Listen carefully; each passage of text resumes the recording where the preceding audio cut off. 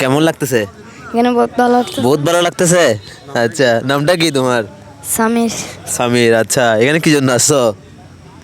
এখানে আমার আব্বু স্টুডেন্ট এসে এখানে আছে। আচ্ছা, মানুষ কেমন দেখতেছে এখানে? বহুত ভালো।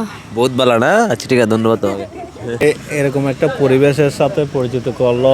এখানে প্রথমবার আসছি আমি, আগে আসি নাই। আপনি পরবর্তী কাউকে নিয়ে আসতে চান কিনা এখানে? এখানে তো ভাই আমার গার্লফ্রেন্ড হবে না, আমার এমনি ওয়াইফ হবে, সমস্যা নেই। আমি মেরিড তো, কারণ গার্লফ্রেন্ডের আমার সাবজেক্টটা শেষ হয়ে গেছে। কারণ আমাদের সানু আর আমাদের সাকিব ওদের ভাগ্য, কিন্তু আমার বাড়ির দুর্ভাগ্য। আমার গার্লফ্রেন্ডের কোনো অপশন নেই, অপশনটা ব্লক হয়ে গেছে।